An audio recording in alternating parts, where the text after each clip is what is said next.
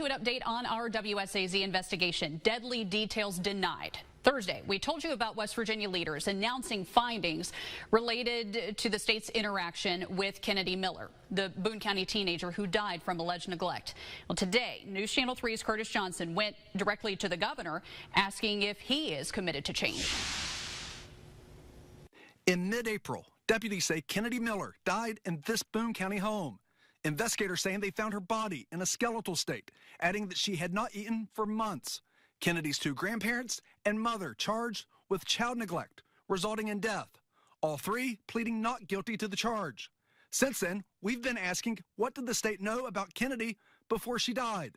The governor and his Department of Human Services Secretary, Cynthia Pursley, initially saying Child Protective Services had no previous knowledge of Kennedy. You're saying there was no telephone calls about this kid, there was no referrals about this kid, there was no investigations about this kid, there was nothing with this kid's name on it in your agency. That's correct. But an anonymous letter from a whistleblower received only by WSAZ just 2 days after that interview tells a much different story. It details two referrals to CPS involving Kennedy, one in 2009, another in 2017. The letter notes her name is listed in the system, both times. On that same day, West Virginia State Police releasing this call log and audio in response to a Freedom of Information request that we submitted. You hear the trooper talking with a dispatcher after a welfare check on the teen in March 2023. And you note on that CAD call reference that welfare check that I just made that CPS referral. Just put it in the note column. Super. Then Thursday, after weeks of a changing story, the administration shedding new light on that whistleblower letter and state police contact, and how the state can better handle cases of mental health concerns for children going forward.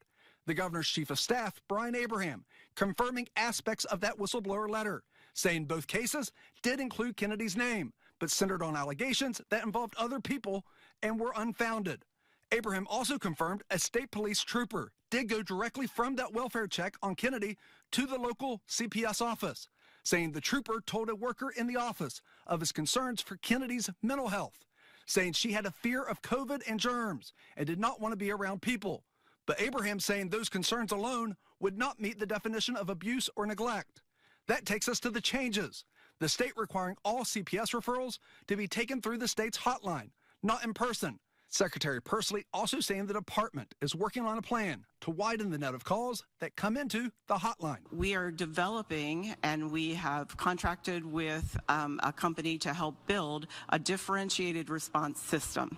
And what that will allow is that, obviously, if the referral meets the criteria set out in law for abuse or neglect, there will be an investigation, as we currently do.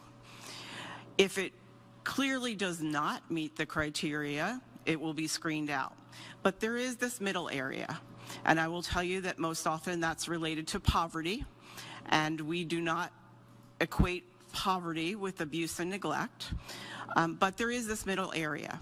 And so what we will undertake is the referral of those cases to additional supports. Governor Jim Justice did not participate in that briefing. So Friday, I asked him what else needs to change and if he is going to see it through.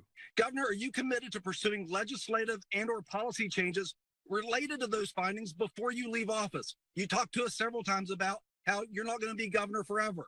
And I just wanted to know, what kind of changes were you pursuing if you're committed, and will those involve the legislature? Curtis, I'm going to run through the finish line. You know me well enough to know that I'm not done. And I want to make things better to the very last day that I'm your governor. And then I'll try to make things better in every way I can for the last days or all the days left of my life. You know, we announced changes yesterday, but you know, and the agencies are in charge of changes in a lot of cases and everything.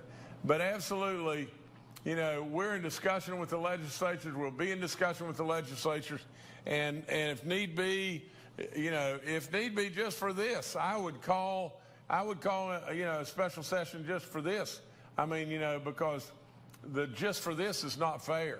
I mean, this is so monumental, it's off the chart. So I want to make things better, But we've got to work with some people and everything, you know, and try to get some kind of format on what we're going to do. Curtis Johnson, WSAZ News Channel 3, Charleston. And another area of change deals with improving regulations in the homeschooling system. Senate President Craig Blair says he is encouraging members of the House of Delegates to sit down with them as they work towards that end. As for the expanded referral system, we asked Secretary Pursley how that new system will work. She says right now they're working on the mechanics of it.